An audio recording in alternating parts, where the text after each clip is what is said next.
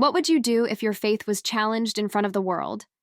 Karoline Leavitt found herself facing this very question in a moment that would leave the world speechless. When a liberal TV host challenged her to remove her necklace, a symbol of her faith, she wasn't prepared for the drama that would unfold. This wasn't just a political debate, it was a battle over identity, belief, and integrity. But what Karoline did next would not only shock everyone in that room, it would change the way people thought about leadership and courage. The scene was set. A packed room, a press conference filled with important topics, unity, freedom of speech, the right to express yourself. Karoline stood at the center, ready to share her perspective. As a young, unapologetic leader, her mission was simple: to be the voice for those who felt forgotten. But her words were met with resistance. A liberal TV host, known for his sharp criticisms, took the opportunity to challenge her. His demand was clear. "Take it off," he sneered, gesturing toward the necklace that had become her hallmark. The necklace wasn't just jewelry. To the host, it was a symbol of something deeper, something that could undermine the narrative he wanted to push. But in that moment, Karoline wasn't just defending a piece of jewelry. She was about to face one of the toughest challenges of her career. Karoline didn't grow up in a world of privilege. She wasn't the product of wealthy parents or a political dynasty.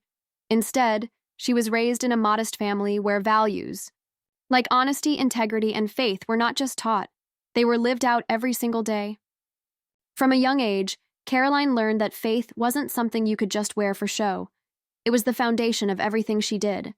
Her mother, a woman of quiet strength, would always say, "Faith isn't about shouting louder than others. It's about living with conviction, even when it's hard." This wasn't just a nice saying, it was a life lesson that Karoline carried with her. From high school debates to college lectures, Karoline learned early on that standing up for what you believe in often made you a target. But she also discovered that when you stand firm in your beliefs, you earn respect, even from those who vehemently disagree with you.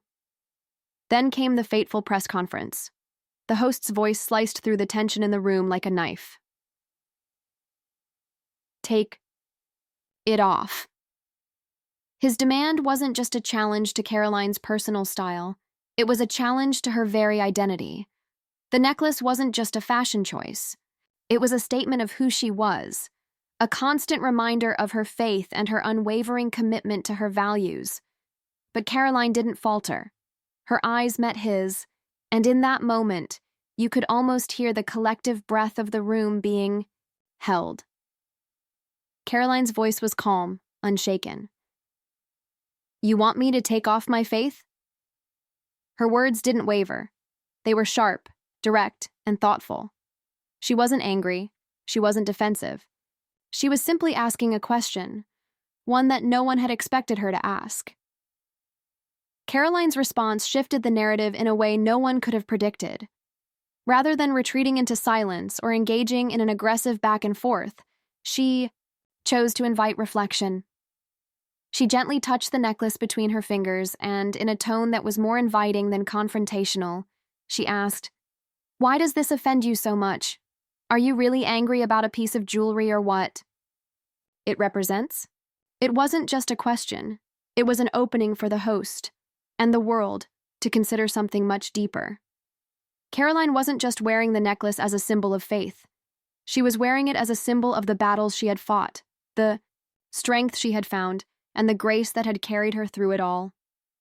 And in that moment, something changed in the room. The energy shifted. Even those who had been prepared to see Karoline as a political opponent, a figure to challenge, now found themselves reconsidering their stance.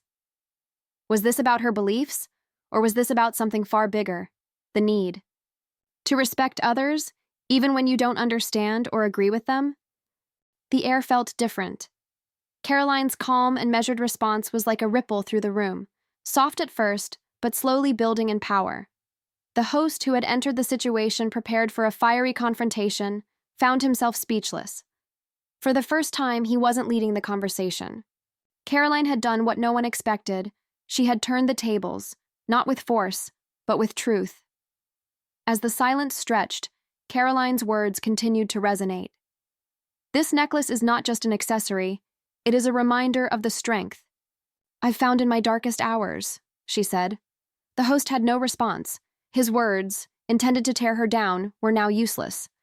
What could he say when the person he had hoped to embarrass had just exposed the deep truth of her own strength? The silence in the room wasn't awkward anymore. It was respectful. Even the most skeptical faces couldn't deny the power of Karoline's words. But the moment wasn't over. Karoline wasn't done speaking her truth. She continued, her voice steady and unyielding. I don't wear this necklace to force others to believe what I believe. I wear it because it reminds me of how far I've come. It represents the battles I've fought and the strength I've gained, not by my own power, but through grace. The necklace wasn't just a symbol for Karoline, it was a daily reminder of her journey, of every challenge she had faced, and the deep conviction that had carried her through each one. She wore it not for the world's approval, but as a personal statement of resilience. And she would not let anyone, no matter how powerful, tell her to remove it.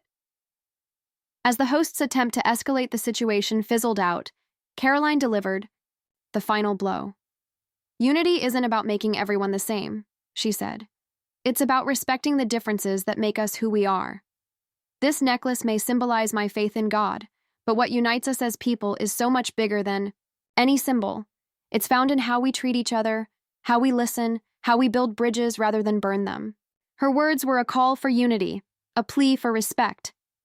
And as she finished speaking, the room erupted into applause. The TV host, who had expected to bring her down, now stood visibly shaken, caught in the truth Karoline had so gracefully shared. The tension had dissolved into something else entirely: reflection, humility, and understanding. The story didn't end there. Karoline's words spread across the media, sparking debates, conversations, and reflections all over the world. Some called it a victory for her. Others saw it as a victory for something even greater: the courage to stand firm in your beliefs without tearing others down. In the days that followed, the moment became legendary. People shared the footage, quoted Karoline's words, and discussed the importance of standing by your principles, even when it's hard. It wasn't just about the necklace. It was about the message that faith, strength, and grace could change the world in ways that anger and division never could. And as for Karoline's necklace, it stayed where it belonged, proudly worn by a woman who refused to shrink in the face of adversity. Her faith wasn't just a symbol, it was the foundation of her life.